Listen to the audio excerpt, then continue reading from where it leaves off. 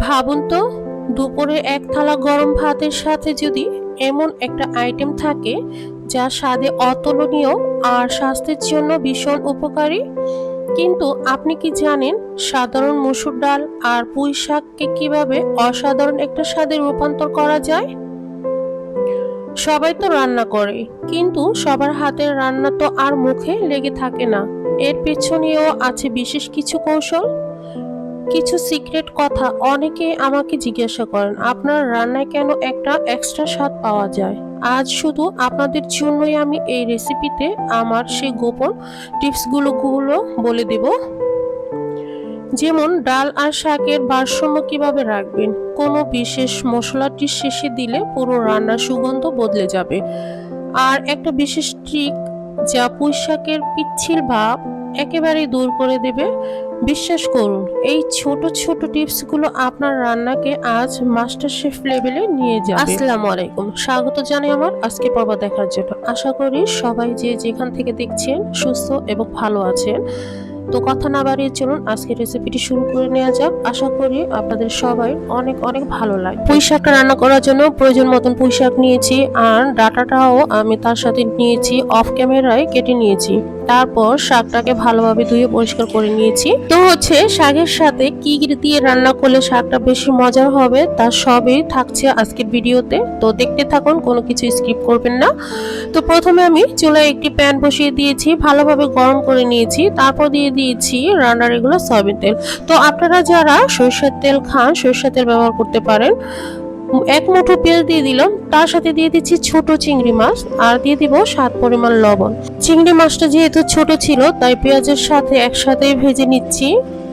চিংড়ি মাছটা ভাজতে বেশি সময় লাগবে না। যখন চিংড়ি মাছ থেকে সুন্দর একটি সুঘ্রাণ বের হবে তখনই বুঝে নিতে হবে চিংড়ি মাছটা ভাজা হয়ে গিয়েছে। এবার এখানে দিয়ে দিচ্ছি 1 চামচ রসুন বাটা, তার সাথে দিয়ে দিব আদা বাটা হাফ চামচ। এরপর এখানে দিয়ে দিচ্ছি হলুদের গুঁড়ো 1 চামচ, মরিচের গুঁড়োটা দিয়ে দিচ্ছি 1 চামচ, জিরের গুঁড়ো দিয়ে দিচ্ছি 1 চামচ। এরপর চুলার আঁচটা কমিয়ে তেলে হালকা একটু মশলাটাকে ভেজে নিয়েছি। তারপর অল্প কিছু পানি দিয়ে আবারও মশলাটাকে ভালোভাবে কষিয়ে নিব। তো যত ভালোভাবে মশলাটা কষাবেন ততই তরকারির টেস্টটা ভালো আসবে। তো মশলাটা কষানো হয়েছে কিনা বুঝবেন কি করে, যখনই দেখবেন মশলার উপরে তেলটা ভাসছে, অর্থাৎ তেলটা সেপারেট হয়ে গিয়েছে, তখনই বুঝে নিতে হবে আপনার মশলাটা কিন্তু ভালোভাবে কষানো হয়ে গিয়েছে।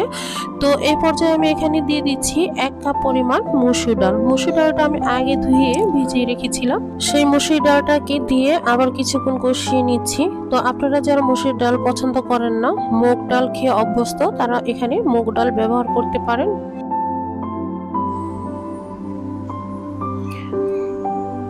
এরপর এখানে কিছুটা কাঁচা ঝাল দিয়ে দিচ্ছি। তো ঝালটা আপনারা আপনাদের টেস্ট অনুযায়ী কম বা বেশি বাড়িয়ে নিতে পারেন। তারপর এখানে দিয়ে দিচ্ছি রসুন কুচি একটা, আবারও কিছুক্ষণ নেড়েচেড়ে কষিয়ে নিব। তো মশলাটা ভালোভাবে কষানো হয়ে গিয়েছে। এবার আগে থেকে যে পুঁই শাকটা আমরা ধুয়ে পরিষ্কার করে রেখেছিলাম সেই পুঁই শাকটা দিয়ে দিচ্ছি। তো পুঁই শাকের পরিমাণটা আপনারা কম বা বাড়িয়ে নিতে পারেন আপনাদের পরিবারে যতজন লোক আছে সে প্রয়োজন অনুযায়ী।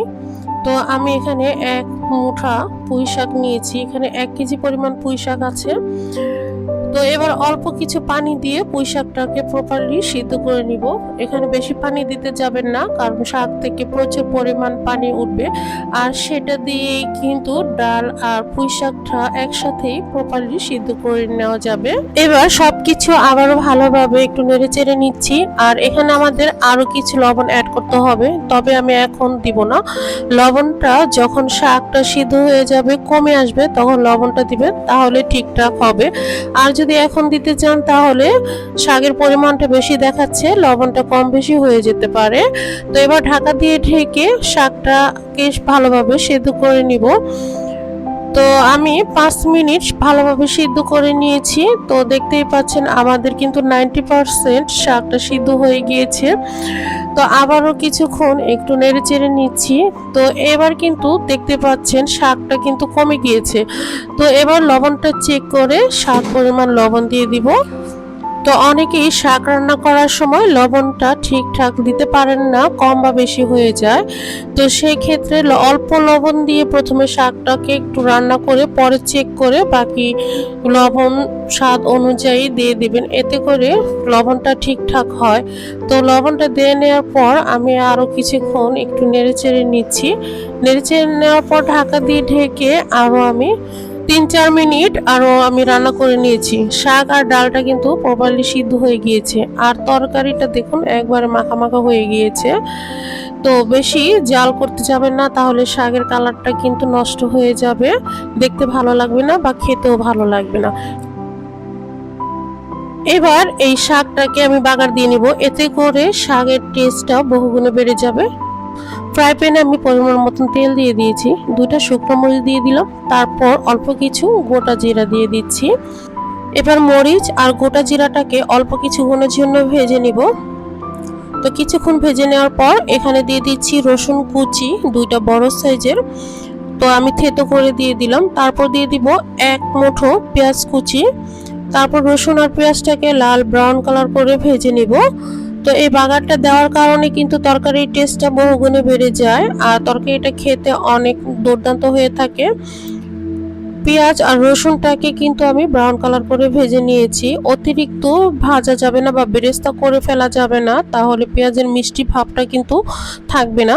এবার আগে থেকে যেই তরকারিটা রান্না করে রেখেছিলাম সেটা দিয়ে দিচ্ছি। এই বাগারটা দেওয়ার কারণে কিন্তু তরকারিটা খুবই টেস্টি হবে, আর তরকারিটা পানসে লাগবে না। আর এভাবে রান্না করলে পুঁই শাকের পিচ্ছিল ভাবটাও থাকবে না, পুঁই শাকটা খেতে দারুণ লাগবে। তো আমি বাগারটা দিয়ে নিয়েছি, আর মাশাআল্লাহ দেখুন কত সুন্দর হয়েছে। তো যারা শাকসবজি খেতে বেশি পছন্দ করেন না তারাও এর প্রেমে পড়ে যাবেন, আঙুল চেটে পুটে খাবেন, এতটাই মজার হয়েছে। দেখতে যেমন লোভনীয়, খেতেও দারুণ লাগে। তো দুপুরে গরম গরম ভাত বা রুটি পরোটার সাথে কিন্তু এই তরকারিটা বেশ জমে যাবে। তো আজকের রেসিপিটি আপনাদের কাছে কেমন লেগেছে প্লিজ কমেন্ট করে জানাতে ভুলবেন না। ভালো লাগলে একটি লাইক দিয়ে দিবেন, চ্যানেলটিকে সাবস্ক্রাইব করে পাশে থাকবেন আরও এরকম মজার মজার ভিডিও পেতে। তো আজ এখানেই বিদায় নিচ্ছি, অনেক অনেক ভালো এবং সুস্থ থাকবেন। আল্লাহ হাফেজ, আসসালামু আলাইকুম।